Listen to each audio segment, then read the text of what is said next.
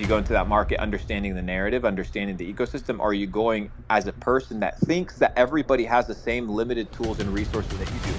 And that's just simply not the case.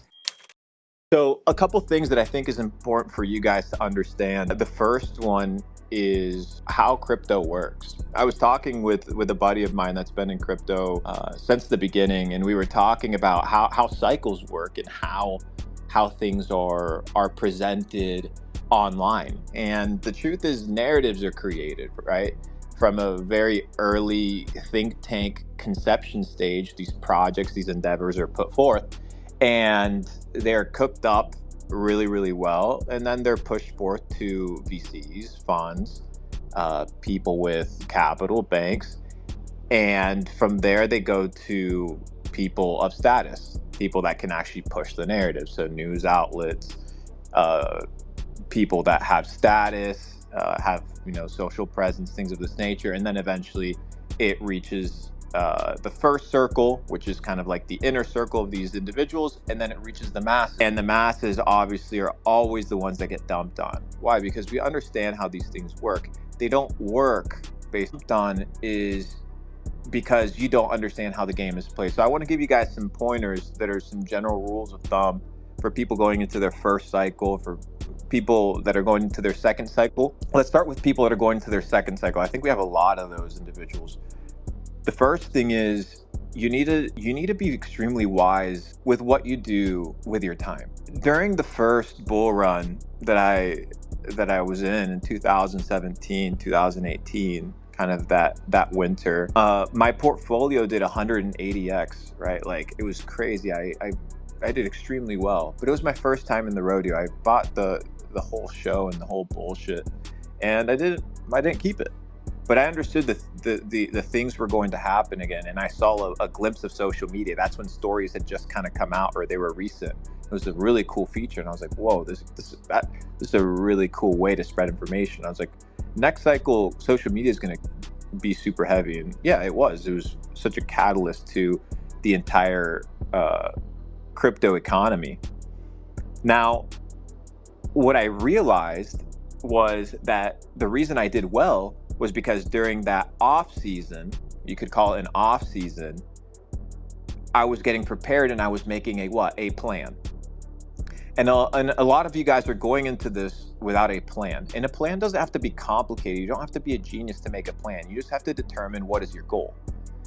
And a lot of you guys don't have a goal. You don't know how much money you want to make. You don't know what asset categories you want to look into.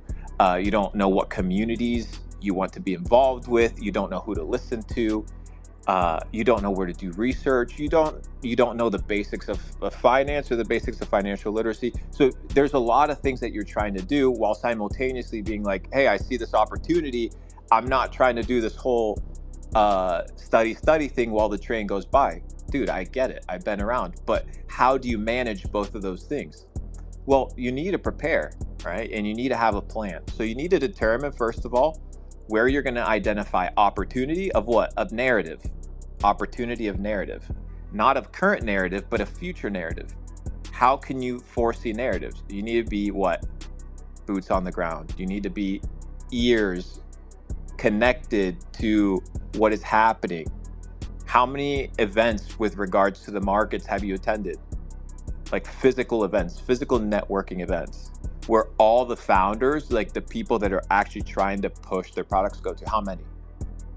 How many communities have you gotten into? How many founders have you chatted with? You'd be surprised how much impact and how easy it is to get access to all these individuals and to learn whether putting your hard-earned money into certain vehicles is actually a good risk reward play. Now, this is how I work because of where I am, right? I'm not there's different people that trade different ways. I'm not this guy that day trades and does crazy leverage. It's just not what I do. There's people that do that and they absolutely crush, and I respect them and they're fucking G's. I just have to manage employees and businesses and things like that, so that occupy my time, that I have to do that thing with excellence, right? So how I trade is I trade based off of narratives, and I trade based off of trends, and I invest in medium range to long term narratives. I don't play 5 days a week, 2 weeks. Even this whole shitcoin kind of ecosystem, I try to stay away from it just by the simple fact that even though I'm familiar with it extremely well, I personally stay away from it on the trading perspective just because I don't have the time to supervise, DEX tools up and down on a fucking $3 million market cap shitcoin. I just don't have the time to do that. But I know that there's a market for it. But the thing is, how do you go into that market? Do you go into that market understanding the narrative, understanding the ecosystem? Or are you going as a person that thinks that everybody has the same limited tools and resources that you do? And that's just simply not the case. You're out here trading on fucking Binance with $50,000 thinking you're a G, and you don't really understand that you're going to get swallowed up because you don't understand how the game is played. That's the first thing. You need to establish a plan, and you need to determine how much money you want to make. What is your goal? If you don't have a goal, you're not going to hit it. How do you expect to achieve and reach a destination if you don't even know where you're going? It's impossible. You have to set a plan. I had a plan for the last bull run, and I hit it. And in fact, I hit it, and I felt, this was the honest feeling, I felt like I had undercut myself. But I had the discipline, right, and the self-regulation to be like, I'm going to close my positions. And it was hard for me. I closed my ETH at 3,950, and then that shit continued pumping. And I was like, fuck, like, what if it continues ripping? And it didn't. Then it reversed. It took a week. But you guys know how that feels. A lot of you guys now are sidelined on these 300, 400, 500% gains, and you're feeling the FOMO. But why are you just going to jump into it? Why? Because you heard somebody fucking tweet about it? You don't know their intentions. You don't know their intent. It doesn't matter how big they are. It doesn't really make a difference. You don't know their intentions. You may assume their intentions, but you don't know. So how do you get to make a plan? You need to get educated. And education is something that you can't learn from a tweet. You can't learn from one YouTube video. You can't learn from listening to one Spaces. It's by becoming a different type of individual, right? Which means you need to educate yourself by experience, by time. I've been telling you guys, I have been looking at the Bitcoin chart every single day since mid 2016. I don't look at everything. I just look at that. It's not very hard. It only takes a couple minutes, but I do it every single day, and I like it. I enjoy it. Now, what is this thing that you? It's like, it's not, oh, we're going to make it. No, it's like, you're not going to make it. And it's not whether you make it right now and get lucky. It's, are you able to sustain wealth long term? Because people flex making money, but the flex should be about who can keep the money that they make. You know what I mean? So I think the narrative needs to change, and I think it's a great, healthy perspective for people going into the second bull run to make a plan. What did you do wrong? What are you committing, right, to yourself, which is your goal, and what is your plan to get there, right? What is your vehicles? What are the niches? Who are the individuals, right? I call them shareholders of your dream, right? Who are the key people that you need in order to succeed, right? Let's say you want to launch a project. You're a marketing guy. Who do you need? Well, you need a dev team. You need marketing assistants. You need somebody to operate your customer service. You need somebody to operate your community. You need social media management, right? So you need multiple people. So those are your key stakeholders. What are the key stakeholders when you're investing, right? Who's your circle? 1, 2. You need to be extremely careful about who you spend time with. Not just what you do, but who you do the activities, right, that you partake with. Because what I've come to realize and where I've excelled is in communicating and networking and connecting with incredible minds. And guys, this platform has incredible minds, great minds, intelligent people, like people that are extremely successful. And they share a lot of information. People want to see each other win. I truly believe that. I think that for the majority of this space, people enjoy seeing other people succeed, and they celebrate the wins of the underdog, right? And I think that that's super novel, and I think it comes from a great place. But What about the peers that you have, your network? Are they on the same wavelength of the opportunity that's about to come as you? Yes or no? And if the question is answered in I don't know or no, how much time are you going to dedicate to those relationships versus doing what you need to do to capitalize on this opportunity? That's the second one. The third one is understand that you need to act with urgency, but you need to also act with accuracy. Urgency and understanding that you're also on the clock of the game, right? It doesn't matter if you're the best player. It doesn't matter if you're Messi. You still have 90 minutes to play the match. You're limited by the time. Opportunity also has a lifespan. And unless you can understand that there's a lifespan to the opportunity, let me rephrase that there is the opportunity of a lifetime that won't be around your entire life. And if you fuck it up, and I'm not saying 1-2 years, I'm not talking about a crypto bull, I'm talking about the next couple years of technological fucking revolution. This isn't a crypto bull market. This is a technological revolution of proportions that are unprecedented. I mean, what can you match it to? What can you match? It's very difficult to compare it to many things. I mean, you can compare it to the creation of the coin. You can compare it to the introduction of the factory by Henry Ford, right? Like, you can compare it to these revolutions. Now the question is, when this is all said and done and all the cards are shaken and the dust is settled, where are you going to sit? Not did you have a good trade and did you flex it and post it? Fuck that shit, dude. When it's all said and done and the dust settles, where do you stand? Dude, all these fucking dudes of this last bull run that there were gods of crypto there, half of them are in jail. Fuck those motherfuckers, bro. So the con isn't just in listening to the wrong people, but it's also in thinking that you can do it alone. So go find those peers and that you can have a great relationship with, that see the same vision and attack it together. Finally, talking about the perception of other individuals, because when we talk about investing, so much of it has to do with how you think.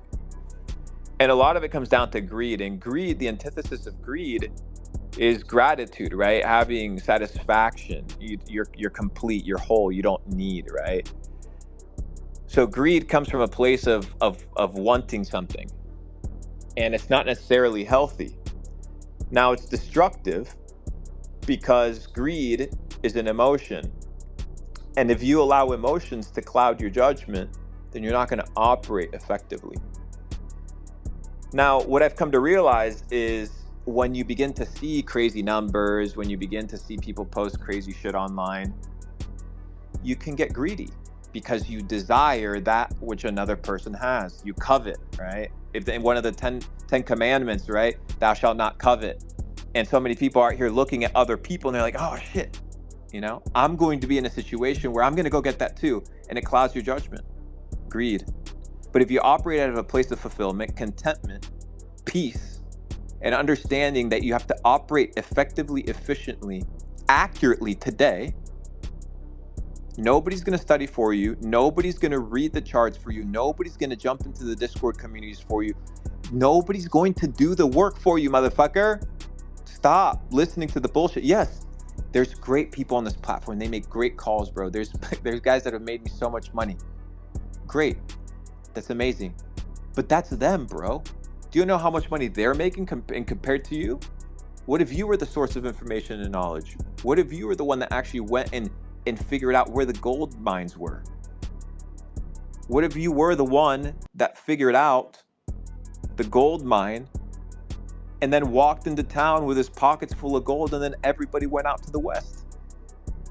You need to be able to identify opportunity by becoming educated, and nobody can do that for you.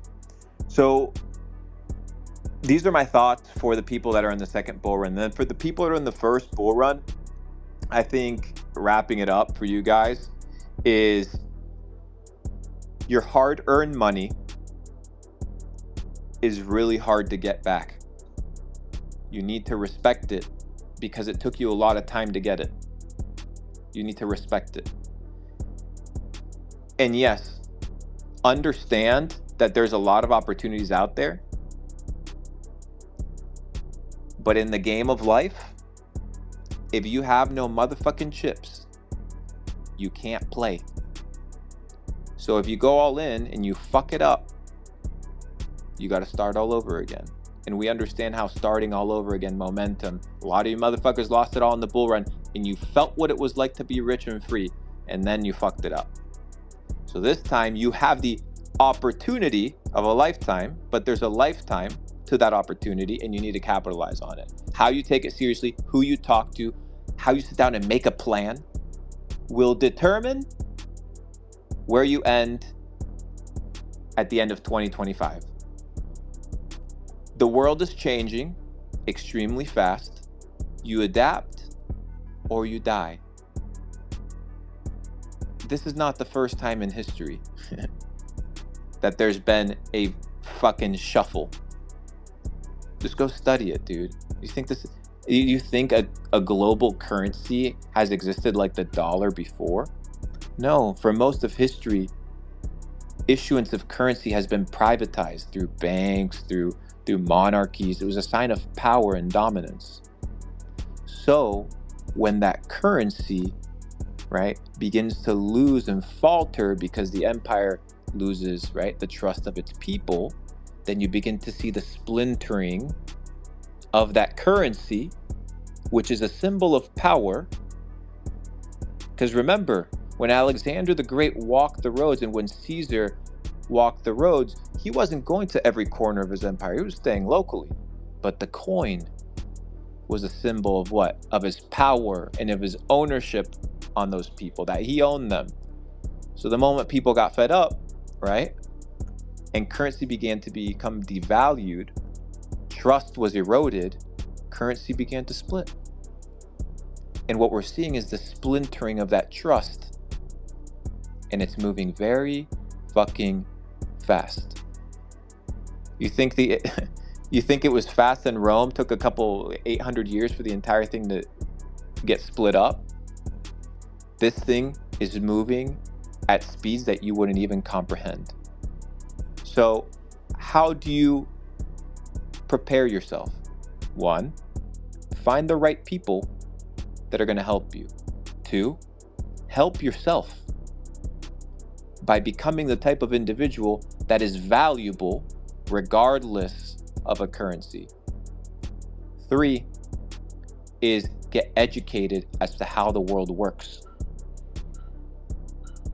Because if you understand how the world works, you understand where the world is headed. And for those that say that, oh, the people that got into crypto early got lucky. No, they just knew shit that you didn't. And they placed their chips where you didn't. That's it. They played the hand right and you didn't. So don't be fucking mad. Instead, figure out what's the next hand and play it right.